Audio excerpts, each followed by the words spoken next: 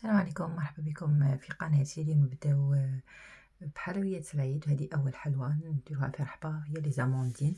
هنايا غادي نروحو ديك المقادير. عندنا 125 غرام تاع زبده طريه بحراره الغرفه، 125 غرام. عندنا هنايا 60 غرام تاع سكر غلاس ولا 3 كويير كبار، يكونوا عامرين مليح. نصفوهم هكا باش ما يديروناش هذوك لي كريمو. وزدت لهم هنايا 4 مغرف تاع قهوه تاع لافاني اون بودر. وندخل ديك السكر غلاس مليح في الدهان. نزيدو 2 مغارف كبار تاع اكل تاني تاع زيت. الزيت يعاون من بعد كي يمدلنا ديك القرمشه لاباط تاعنا. وهنايا عندنا تاني حبه بيض متوسطه. نخلطوا المكونات كاع مليح ونروحو نوجدوا الفرينه تاعنا. دوك نعطيكم العبر تاع الفرينه. هنايا غادي نديها الكيله الاولى، ولا دوك تشوفوا لا تيكستور تاع لاباط. باسكو الا كان بنات بالكيله غادي تجيكم نص كيله تاع سكر غلاس وزوج كيلات ونص تاع فرينه. هاي زدنا هنا الكيله الاولى بعد ما غربلتها وندخلها. كل وحده والفرينه تاع البنات، نجم تديكم كتر نجم تديكم قل. عطيتكم هكا غير ابوبخي. وهنايا كي ندخلو كاع لاباط تاعنا مليح، عفوا ندخلو لافارين تاعنا مليح في لاباط. نروحو نضيفو الكيله الثانيه. هايلا الكيله الثانيه تاع فرينه. غنزيد ندير بالتدريج هكا باش ما يهربليش وتقسيحليش، باسكو لاباط اللي تكون طريه.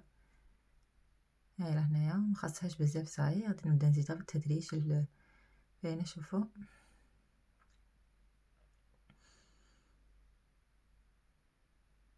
هكا حتى نتحصل على عجينه طريه متلصقناش في اليد ونبدا تكون طريه. هايلا بنات، هايلا درتلها غير شويه. البنات خرجوا لي 2 كيلات عفوا تاع فرينه ناقصين بشويه، قد ناقصه منهم قد مغرف هكا. هايلا هنايا لا تيكستور عجينه تاع شوف كيفاش جات طريه وميطون ما تلصقش في اليد. نخلوها تريح شويه ونروحو نوجدو لافاخ تاعنا. هنا البنات بالميزان دخلت لي 250 غرام تاع فرينه هكا. اللي عندها الميزان ندير مليح تجي مليحه. وهنا نروحو الحاشو. قلت لكم عندنا هنايا 100 غرام تاع دهان تاني طري بحرارة الغرفة، 100 غرام تاع سكر، و100 غرام تاع هنايا انا درت لي زامون بودر. غادي قليتهم مليح وطحنتهم هكا، ميهموش بالقشره تاعهم البنات. وعندنا 2 حبات هنا بيض كما راكم تشوفوا. نخلطوا مليح ديك السكر عادي البنات مع البيض والدهان هكا. تشوفوا نضربوا مليح ونضيفوا داك اللوز تاعنا. هما لي زاموندين يجوا باللوز، بصح اللي بغات ديرهم بالكاوكاو كل وحده وش كان متوفر عندها. هنا يعني نحل مليح في هذوك الكويرات اللي دارهم لنا اللوز. كما البنا كي نطحنوه شتو كيفاش يدير.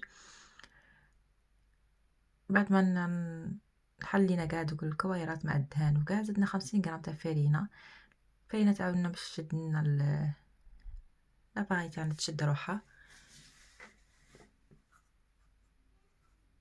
هاي البنات شوفوا هذه هي اللي تحصلنا عليها، الحشو اللي تحصلنا عليه. نديرو على جهه ونروحو نعمرو المول تاعنا. نديت هذا المول يرفد ضربه وحده، يرفد كميه كبيره، يرفد 24 وحده. درت لاباط تاعي كاع فيه ودرت له حوالي مغرف تاع كونفيتور تاع المشماش دابريكو يمدكو بزاف شباب. رحت درت في لابوش هكا باش تجيني خدمه نقيه الحشو تاعي.